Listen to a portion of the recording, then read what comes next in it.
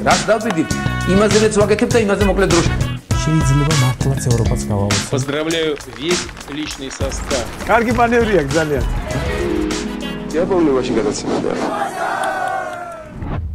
გამარჯობა თქვენთან არის ვაშა გადაცემა. თენგის გოგოტიშვილთან ერთად. სანამ დავიწყებდეთ, მოგვიწონეთ და გამოგვიწერეთ YouTube-ზე, Instagram-ზე, Facebook-სა და TikTok-ზე. როდესაც ვამბობ, რომ ქართული პროტესტი გინესის სიგნშია შესატანი, არ ვხუმრობ. საერთოდ არ ვხუმრობ. კიდევაც შესატანია და კიდევაც შევა. შევა იმის გამო, რომ არსებობენ ადამიანები, როგორც არის ლაშა ჩხარტიშვილი მაგალითად, რომელსაც დღეს შევხვდებით. ლაშა ჩხარტიშვილი ქართულმა პოლიციამ და ბორია სასამართლომ უკვე დააჯარიმა ყურადღებით 200,000 ლარზე მეტით. 200,000 ლარზე მეტით. უბრალოდ დაფიქრდით, რამხელა რიცხვზეა ლაპარაკი. დააჯარიმა რისთვის? ქუჩაში დგომისთვის. ხოლო ქუჩაში რატომ გას ლაშა ისევ როგორც უამრავი სხვა ადამიანი? იმიტომ რომ 2024-ის და 2025-ის არჩევნები მოპარული გონია და აპროტესტებს ამასაც და უამრავ სხვა რამესაც. გინესების რეკორდებზე, ბორიაზე და უამრავ სხვა პრობლემაზე დღეს ლაშა ჩხარტიშვილს ვესაუბრებთ სპეციალურ გამოშვებაში. ლაშა, გამარჯობა. მადლობა ინტერვიუსთვის. დღეს ახლა უკვე შუაღამეს გადასცა და სულ რამდენიმე საათში გაქვთ სასამართლო. რა სასჯელს ელოდებით? რას დაგიდგენენ, როგორ გონიათ? მე გავიარე უსტატა კონსტიტუცია, ეს ნიშნავს, რომ რადგან შინაგანსაკუთრების სამინისტრო მიმართა სასამართლოს, ისინი ითხოვენ პატიმრობას. რა ჯარიმას წერენ დამოუკიდებლად და როცა სასამართლოს მიმართავენ ამ საკითხზე, ეს ნიშნავს, რომ პატიმრობას ითხოვენ. არ არის პრობლემა, ეხლა ჩემს ახალი არ იქნება, მე-14 იქნება სამი რეჟიმის პირობებში, სტრასბურგში სამჯერ გამარჯვებული და ასე შემდეგ, აღარ მინდა ამის ჩამოთვლა. მაგრამ ვიმეორებ, სრულიად გამართულად და კონკრეტულად მე ადრეც ყოფილა მზად პატიმრობისთვის და რაღაცის ვალი მომიხდი ამ ფორმით საკუთარ სიაში და სხვაებიც უნდა იყვნენ რა, აი ჯობს ვთქვათ, რა ვიცი, რამდენიმე ყველაზე სულ შემთხვევაში კვირა და ყველაზე სულ შემთხვევაში თვე ვიყოთ პატიმრობაში, ვიდრე დავკარგოთ ქვეყანა. ფიზიკურად დაკარგვაზე საუბარი. ეს 200,000 როგორ დაგროვდა? მართალი რო გითხრათ, რამდენჯერმე წავიკითხე და არ დავიჯერე. 200,000-ზე მეტი მით უმეტეს. მე მგონი გინესის რეკორდია საერთოდ. ჩემი კრიტიკის და ჩემი ბრძოლის გარეშე ხელისუფლებას თუ რეჟიმს არ ჩაუვლია. მაგრამ ეხა ივანიშვილმა რომ ყოველას გადააჭარბა რეპრესიის მასშტაბით, ფორმებით, თუნდაც ფინანსური ტერორით, ესეც ფაქტია. ამის დასტურია ის, რომ ჯერთი ოდენობა თითოეული ჯარიმის 500 ლარიანი არის რეალურად საქართველოს მოსახლეობისთვის უდიდეს ნაწილისთვის უფრო სერიოზული ზიანის მომტანი, ვიდრე თუნდაც პატიმრობა, ხო? ჩვენ გვახსოვს წინამორბედი ხელისუფლება იყო დაკავებული უფრო უხეში მეთოდებით გარკვეულწილად და ადმინისტრაციულ პატიმრობას დიდად დაიწყო თვეთრიდან, როგორც საბჭოთა პერიოდში იყო, ბოლოს 3 თვემდე ავიდნენ, ვერ მოასწრეს გამოყენება, მე ერთ თვეს ყოფილა პატიმრობაში, მაგრამ ჯარიმები იყო 10ჯერ ნაკლები მინიმუმ, 15ჯერ, 20ჯერ ნაკლები.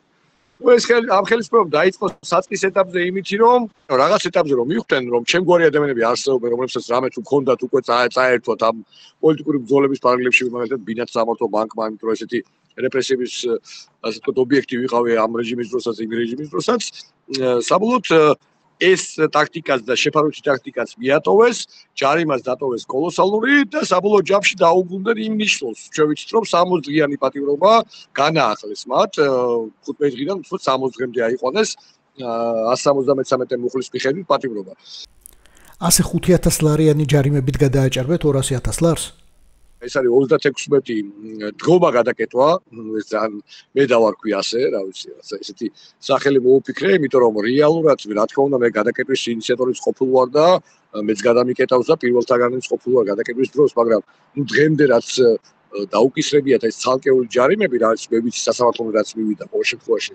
თითოეულ ამ შემთხვევაში არ ჩანდა ყოველ შემთხვევაში და არ იყო ფაქტი ჩემს მიერ გადაკეტვის, იყო დგომის ფაქტი, ხო და ასეა დაჯერებებული აბსოლუტურ უმრავლესობა უბრალოდ რუსთაველის გამზირზე აქციის დროს ქუჩაში დგომის გამო, მაშინ როცა სხვათა შორის პოლიციის ეკიპაჟებს აქვთ ხოლმე ბოლო 2 დღეს სხვანაირად იქცევენ, მაგრამ მქონდათ ხოლმე გადაკეტილი ქუჩა ამ დროს.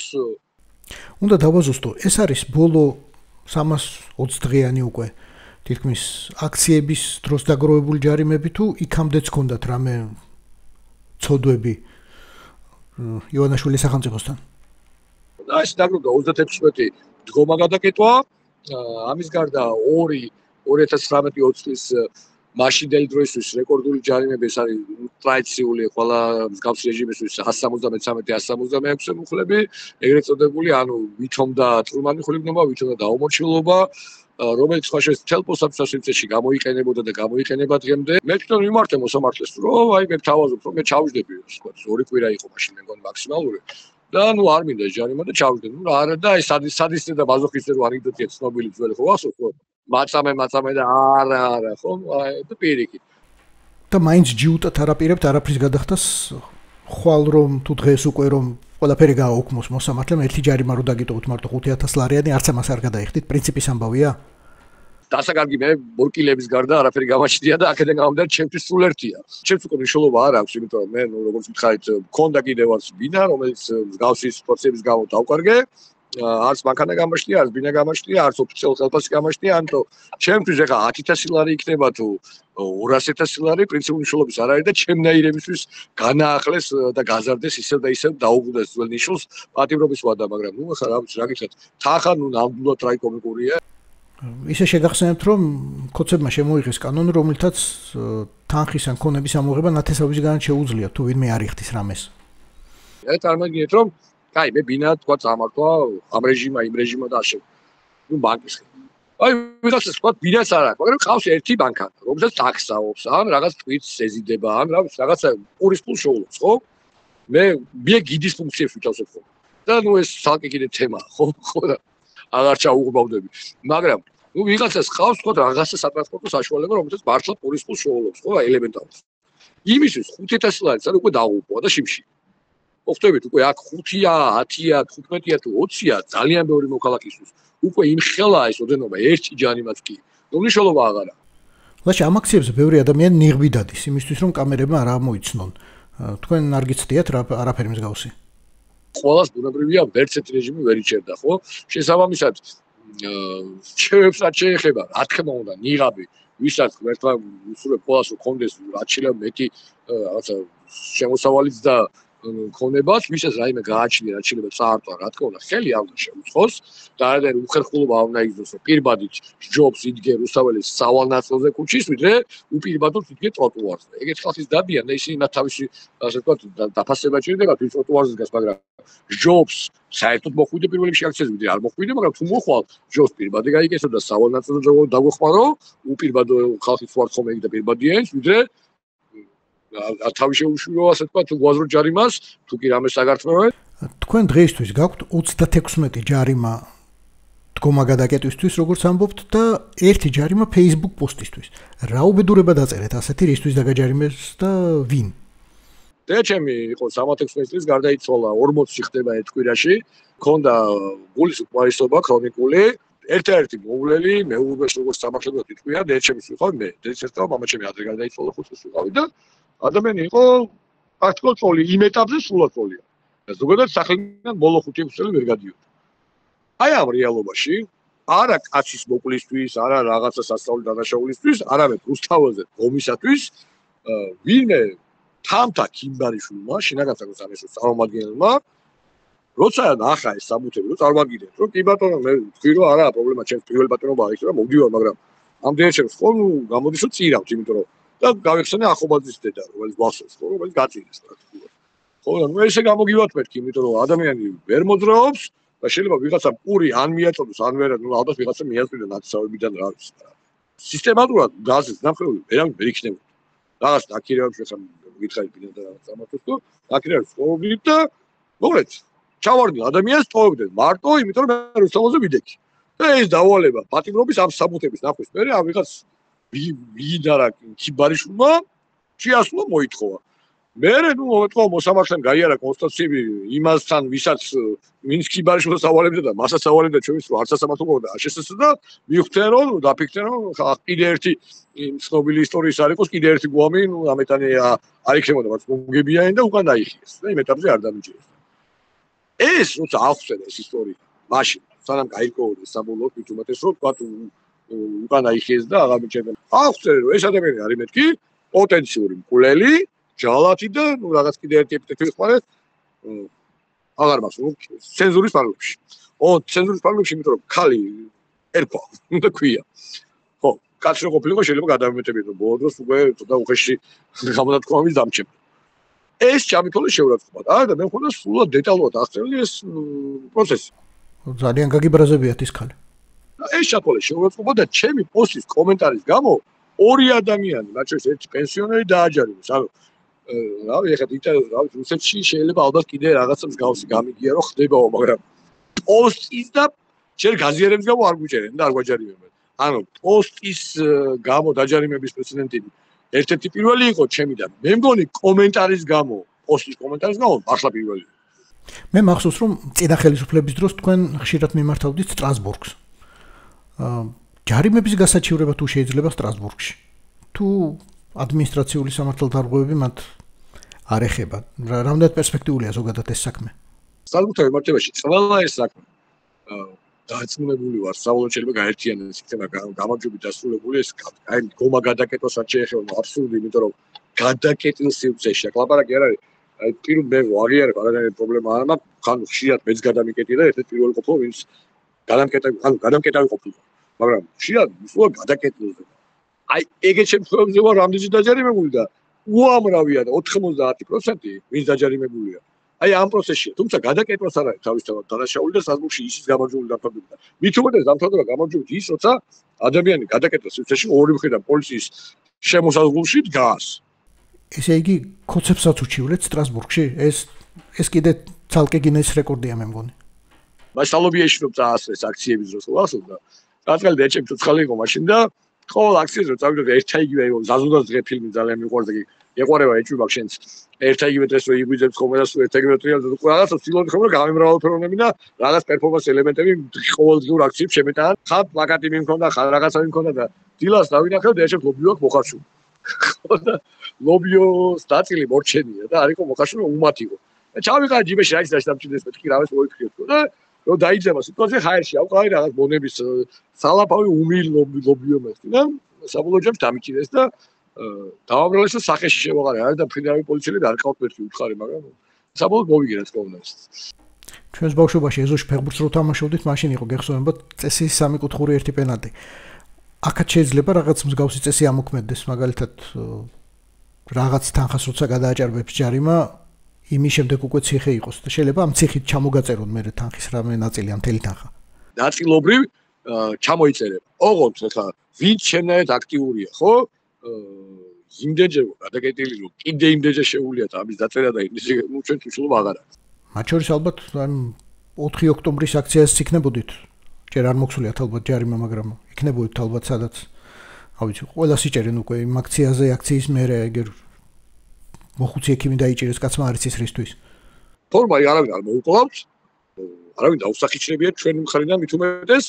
და ხა ბოდიში და თვალწარმტაცი ღობეს ამე გაფუჭდა თუ არ გაფუჭდა და ვინ გააფუჭა კიდე საკითხავია და როგორ ხარ. მე მაგის პრობლემა არ აქვს. ხომ მე ვარდების რევოლუციის მონაწილეს ვიყავი, სამწუხაროდ იმ რეჟიმაც და იმ ხელისუფლებას ბალეაურია და ბალევე დაუპირისპირდი, მაგრამ მშვიდობიანი რევოლუცია ვფიქრობ რომ თუ ის არის კარგად ორგანიზებული, აი პრაქტიკულად ერთ-ერთი შანსი. ივანიშვილის რეჟიმი სხვა ასე ვთქვათ რეალობას არ ტყუებს. გელათი დაინგრიეს თავზე, საყდრში ააფეთქეს, ადამიანები დახოცეს, ქვეყნა გვაძევებენ და იძახიან რომ კარგიაო, ხო და რა დროს ღობია რა, ხა ეგეთი უნიკალური მნიშვნელობის ისტორიული ძეგლიც არ ყოფილა ის სასახლე და მისი ღობე რა.